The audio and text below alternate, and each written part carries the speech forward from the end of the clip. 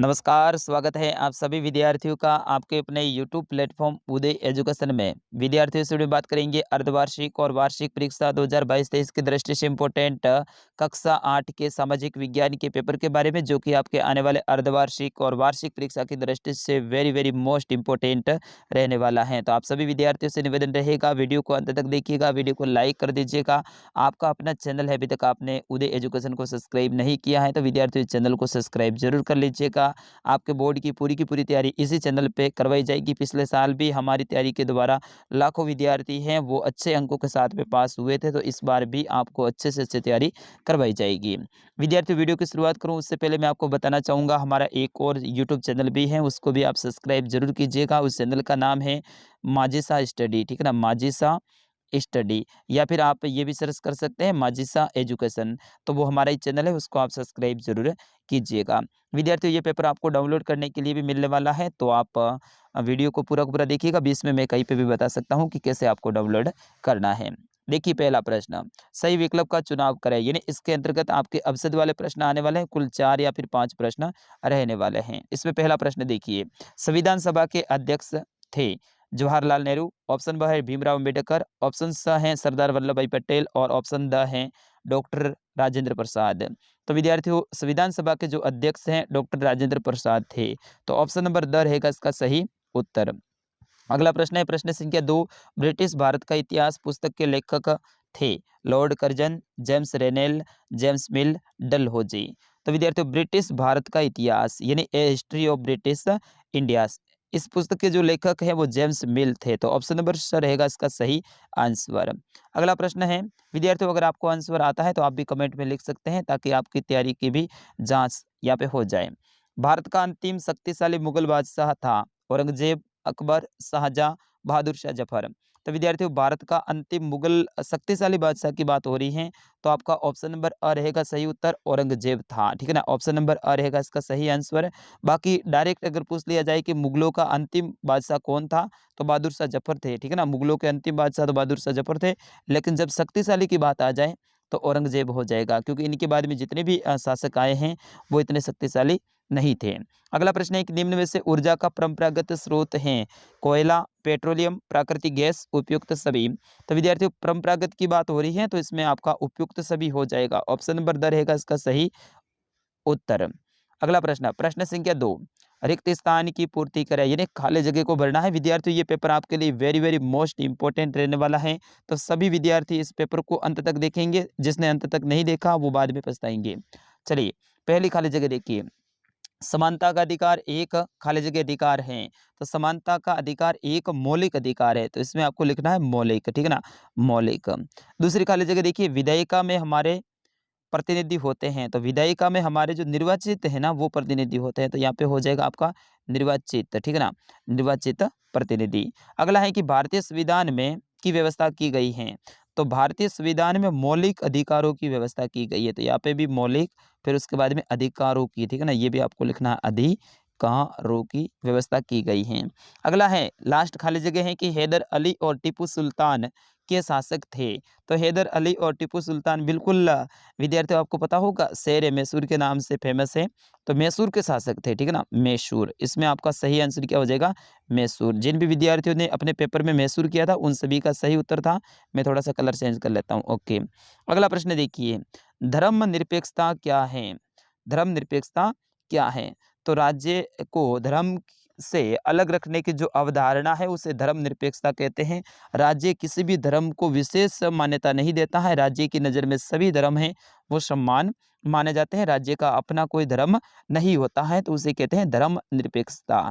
अगला प्रश्न है कि संघवाद से क्या आशय है, यह आपके राजनीति विज्ञान की जो बुक है उनका क्वेश्चन है। प्रश्न संख्या 5, पृथ्वी पर संसाधन असमान रूप से क्यों वितरित हैं, तो पृथ्वी पर जो संसाधन है वो असमान रूप से वितरित हैं क्योंकि धरातल की जो बनावट है वो एक समान नहीं है। कहीं पे पहाड़ हैं तो कहीं पे पर्वत हैं, कहीं पे मैदान है तो कहीं पे रेतीले टिल्ले हैं, और इसी कारण से पृथ्वी पे जो संसाधन है वो असमान रूप से अ, वितरित हैं, कहीं पे ज़्यादा है तो कहीं पे बिल्कुल विरल हैं। अगला प्रश्न है कि भूमि निम्नीकरण के कोई 2 कारण लिखिए, तो भूमि निम्नीकरण के खूब सारे कारण हैं, उनमें से ये बोल रहा है कोई 2 कारण का, तो एक तो हो जाएगा अत्यधिक पशुचारण, ठीक है ना, अत्यधिक अत्यधिक पशुचारण।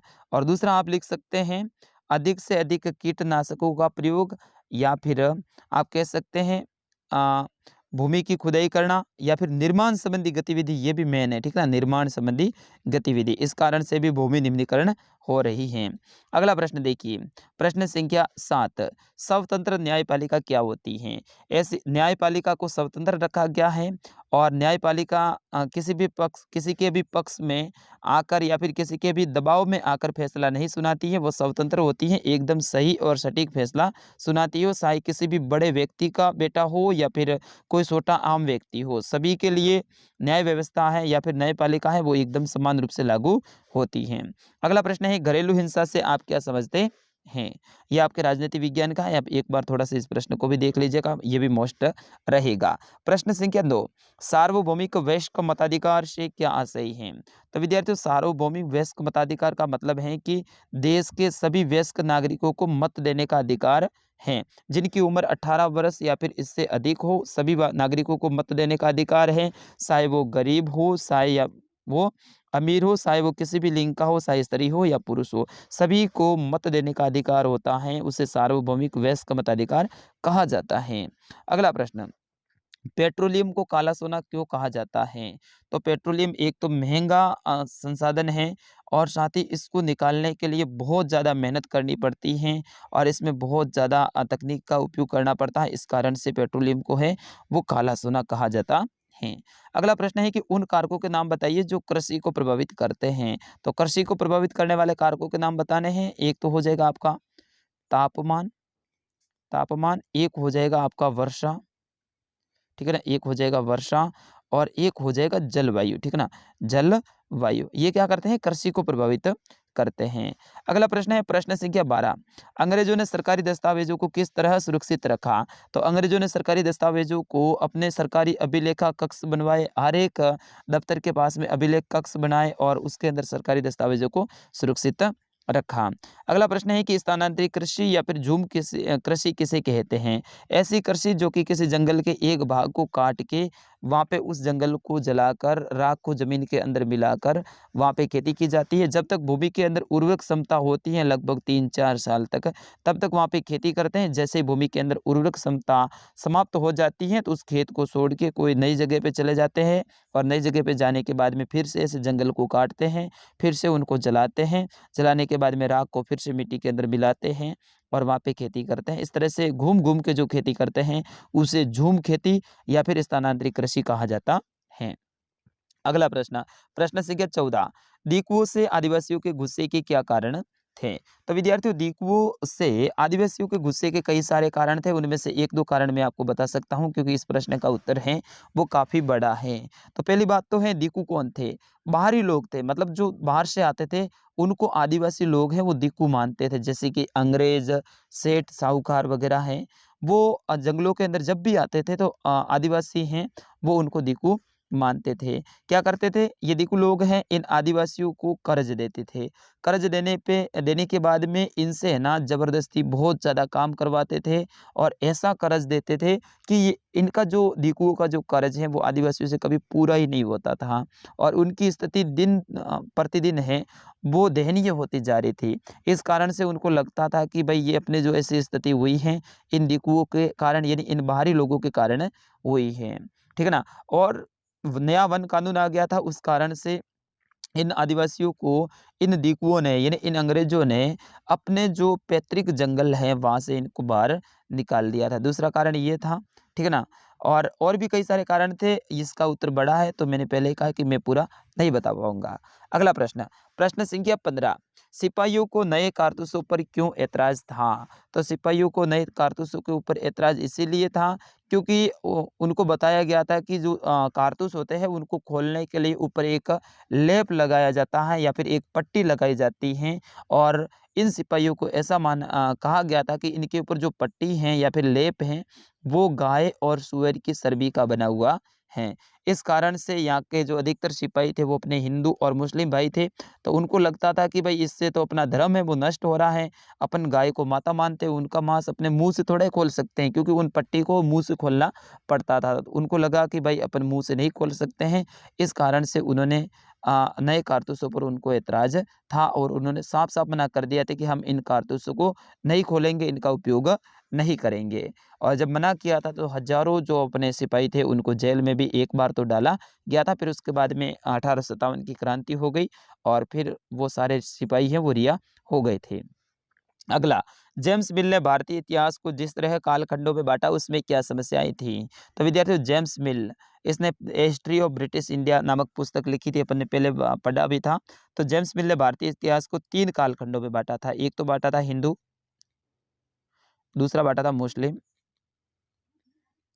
मुस्लिम और तीसरा जो इनका भाग था वो था ब्रिटिश, ठीक है ना? हिंदू, मुस्लिम और ब्रिटिश, इन 3 भागों में इन्होंने बाँटा था। इसमें समस्याएँ क्या थी? समस्याएँ खूब सारी थी। इन्होंने इस जो कालखंड में इतिहास को बाँटा है इसको धर्म आधारित बाँटा है। यानी इसमें इन्होंने कहा है कि भाई हिंदू और मुस्लिम 2 ही धर्म यहाँ पे रहते थे, तो बाकी धर्म कहाँ गए? तो ये एक तो उचित नहीं था। दूसरी बात थी कि इनका मानना था कि यहाँ पे जो धार्मिक बैर हैं वो काफ़ी ज़्यादा था, मतलब हिंदू मुस्लिम है वो आपस में लड़ते रहते थे। जबकि उस समय पे ऐसा कुछ भी नहीं था, भारत एकदम एकता वाला देश था, एकता वाला क्षेत्र था। तीसरा इन्होंने कहा है कि यहाँ पे जो हिंदू और मुस्लिम जो पाखंडवाद है उनका राज चलता था, तानाशाहों का राज चलता था, बिल्कुल ये गलत बात है।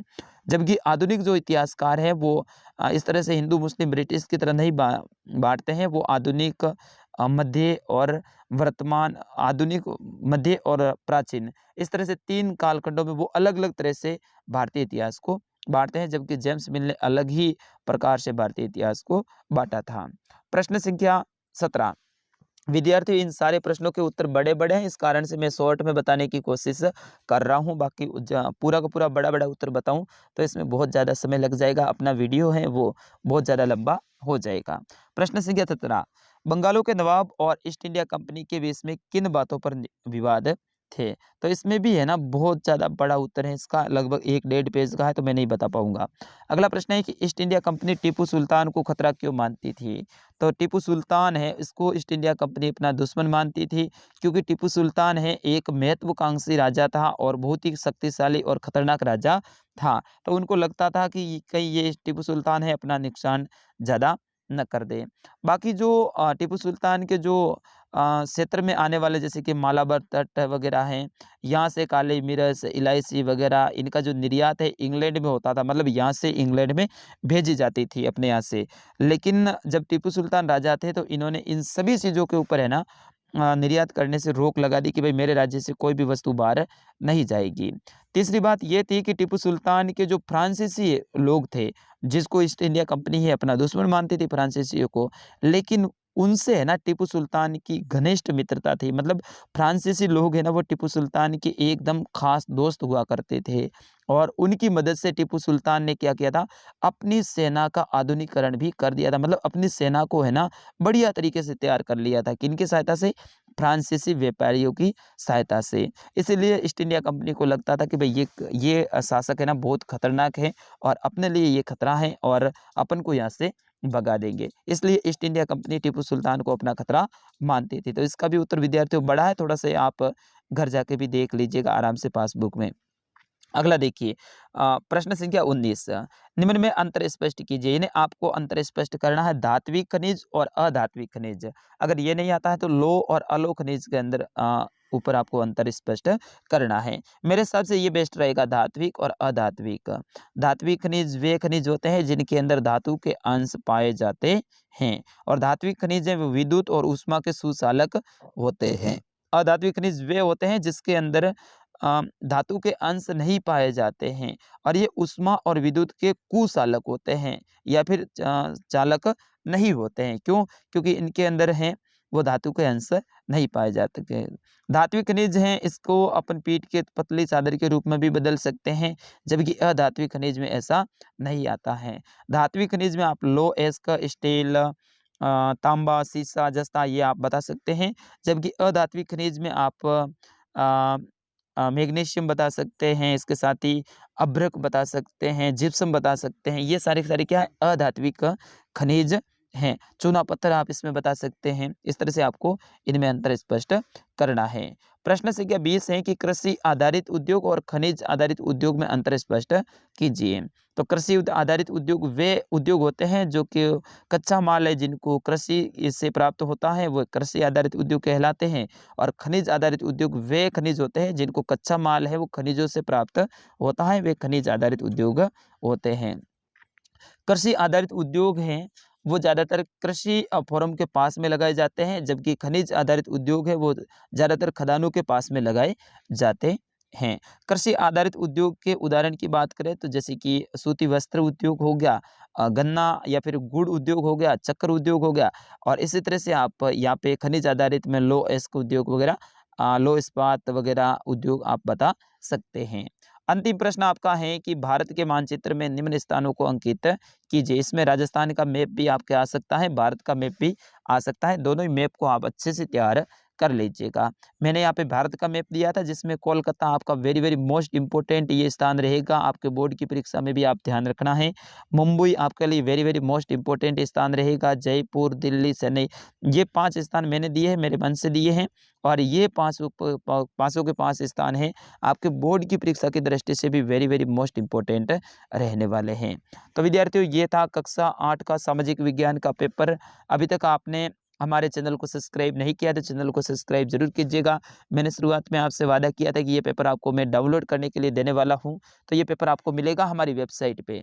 वेबसाइट का नाम है उदय स्टडी .com। आपको गूगल में जाके सर्च करना है, ठीक है ना। उदय स्टडी, फिर यहाँ पे छोटा सा बिंदु मतलब डॉट, और फिर उसके बाद में कॉम। तो जैसे आप ऐसा सर्च करेंगे तो हमारी वेबसाइट खुल जाएगी। उसमें आपके एक आएगा राजस्थान जीके का ऑप्शन, ठीक है ना विद्यार्थियों, ध्यान रखना, राजस्थान जीके का ऑप्शन आएगा। और उसके अंदर कक्षा 8 सामाजिक विज्ञान का पेपर ऐसा नाम लिखा होगा, उसके ऊपर क्लिक करना है। जैसे ही आप उसके ऊपर क्लिक करेंगे तो सामाजिक विज्ञान की जो PDF है पूरी की पूरी पेपर खुल जाएगा। उसके अंदर एक नाम आएगा डाउनलोड नाउ का या फिर डाउनलोड करेगा, तो उसके ऊपर आपको क्लिक करना है। जैसे उसके ऊपर क्लिक करेंगे तो सीधा ही पेपर आपके फ़ोन में सेव हो जाएगा। तो विद्यार्थियों, इस वीडियो में बस इतना ही। नमस्कार, जय हिंद, मिलते हैं अगले वीडियो में।